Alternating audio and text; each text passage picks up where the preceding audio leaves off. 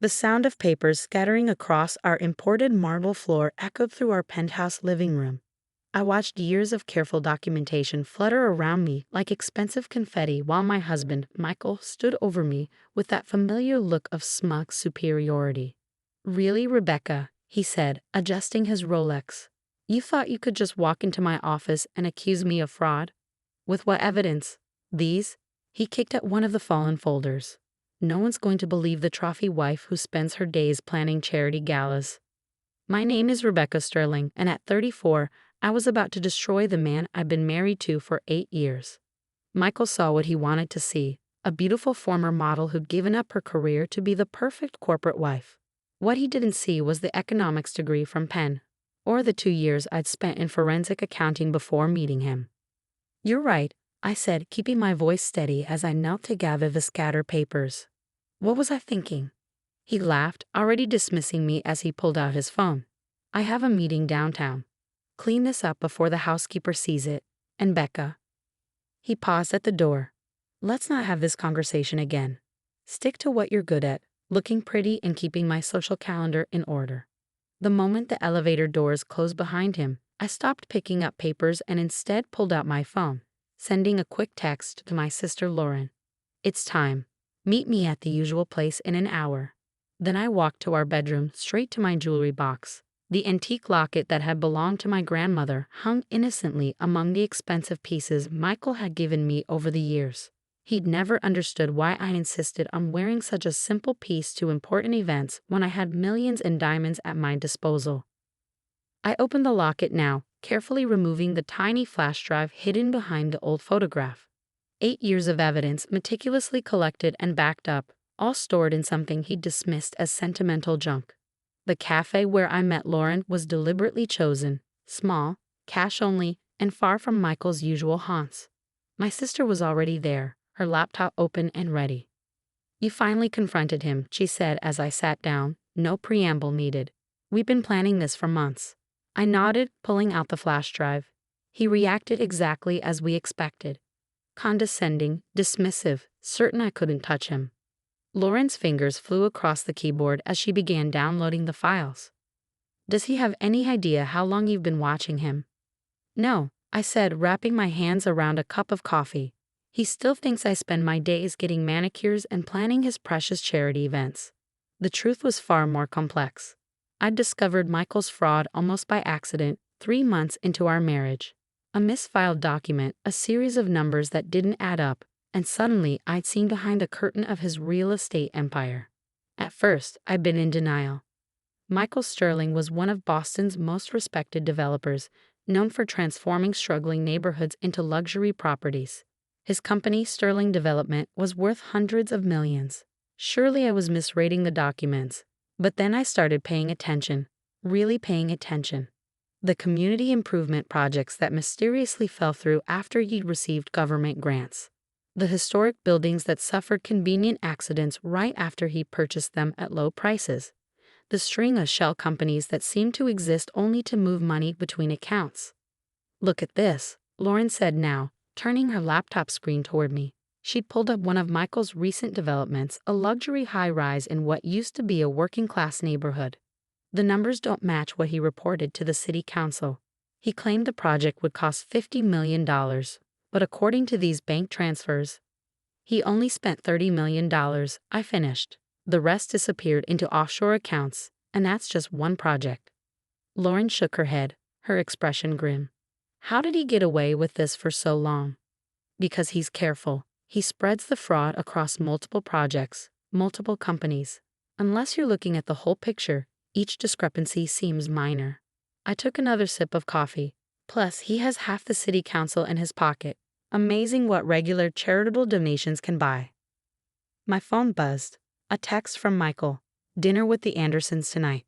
Wear the blue versus, and be more pleasant than you were this morning." I showed the message to Lauren, who rolled her eyes. "God, he's such a patronizing ass. How did you stand it for 8 years?" "Because I needed to be sure," I said quietly. Sure of the evidence, sure of his guilt, sure that when I finally moved against him, it would stick. The truth was, it had taken years to understand the full scope of Michael's operation. He wasn't just defrauding investors and government agencies. He was destroying communities, forcing out longtime residents so he could build luxury properties that sat half empty while he collected tax breaks. "The FBI contact is ready," Lauren said, lowering her voice even though no one was near our table. "Agent Martinez says as soon as we give him the signal, they'll move." I nodded, thinking of the careful groundwork we'd laid. The recordings hidden in Michael's home office, capturing conversations with corrupt officials. The paper trail I'd pieced together showing how he laundered money through fake renovation projects. The witness statements from former employees who'd been silenced with threats and payoffs. "What about the safety deposit boxes?" Lauren asked. "Already taken care of," I assured her. "I moved everything to the new location last week while he was in New York. Bank records, backup drives, original documents, it's all secure." My sister reached across the table and squeezed my hand. "Are you sure you want to go through with this, once we pull the trigger?" "He has to be stopped," I said firmly. "You haven't seen what I've seen, Lauren. The families displaced by his developments, the small businesses forced to close, the lives he's ruined while he sits in his penthouse counting his millions." Lauren nodded, understanding in her eyes. She'd been my confidant through all of this, helping me gather evidence, providing technical support, being my sounding board when the weight of it all became too heavy. "The Anderson dinner tonight," she said thoughtfully. "That's perfect timing, actually. Half the city's power players will be there." I smiled slightly, already seeing the possibilities. Michael loved these dinners, loved holding court among Boston's elite. He'd never suspect that his perfectly coiffed wife was about to bring his entire empire crashing down. "I better go get ready then," I said, standing up. Wouldn't want to disappoint my husband by being late to his important dinner. Back at the penthouse, I took my time getting ready. The blue Versace dress Michael had specified hung in my closet, a $12,000 piece of fabric that was supposed to show off his wealth and taste. I slipped it on, carefully applied my makeup, and fastened my grandmother's locket around my neck. In the mirror, I looked exactly like what Michael thought I was, the beautiful, compliant wife who knew her place.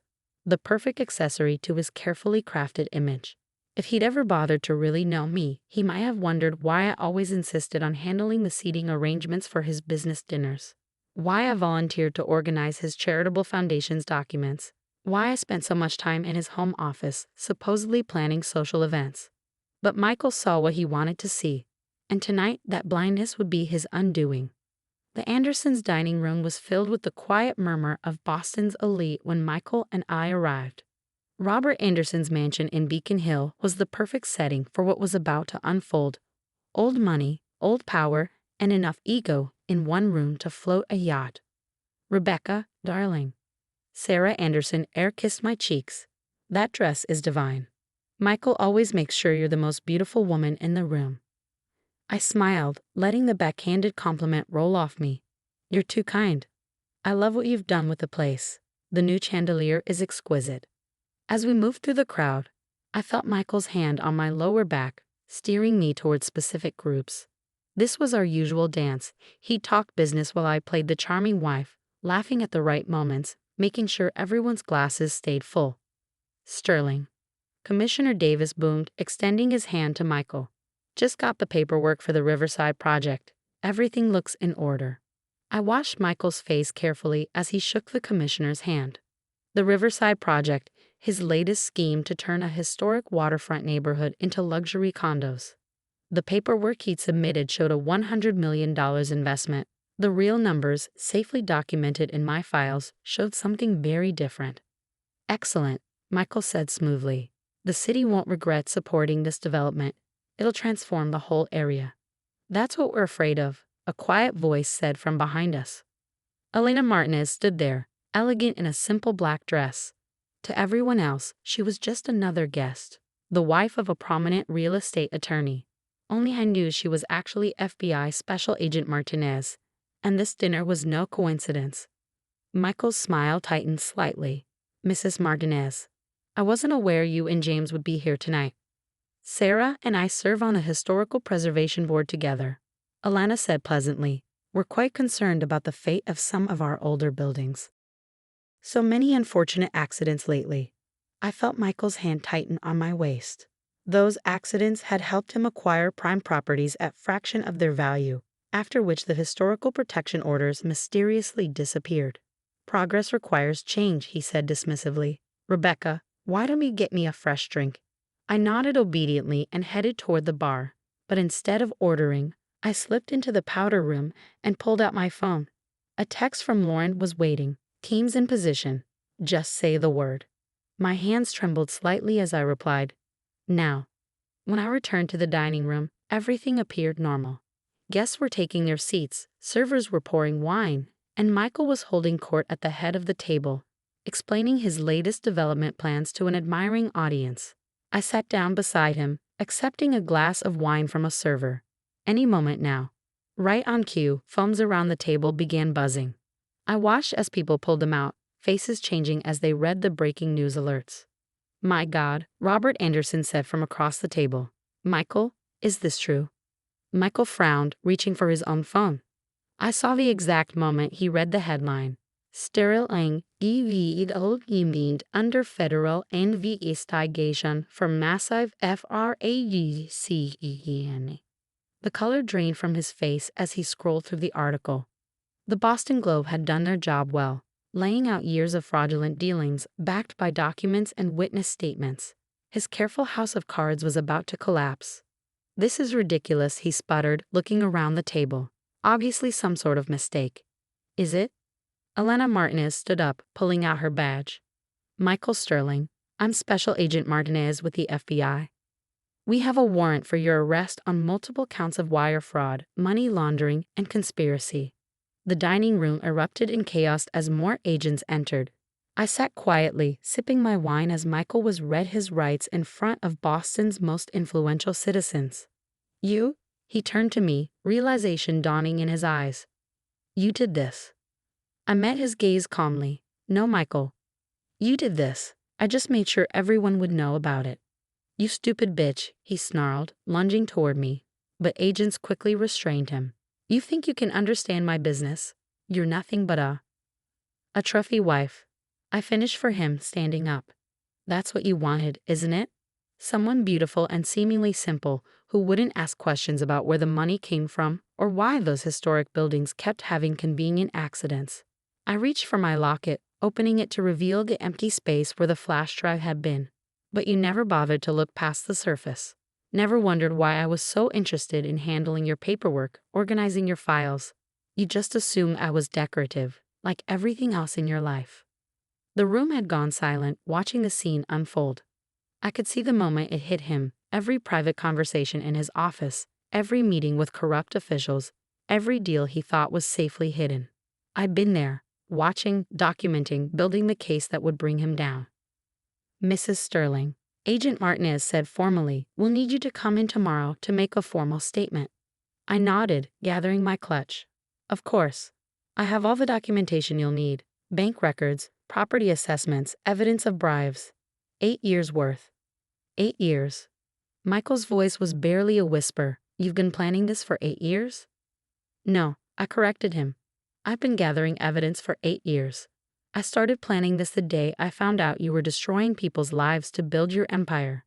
The day I realized that the man I married was nothing but a fraud in an expensive suit. As the agents led him away, I turned to the stunned dinner guests. I apologized for disrupting the evening. Sarah, the salmon, was lovely. The next few weeks were a whirlwind of depositions, interviews, and legal proceedings. Michael's empire began to crumble as investors pulled out and projects were halted. The evidence I'd gathered was damning, not just of him, but of numerous city officials and business partners who had enabled his schemes. Lauren helped me move out of the penthouse, into a modest but comfortable apartment far from the luxury high-rises Michael had built. What will you do now? She asked as we unpacked boxes.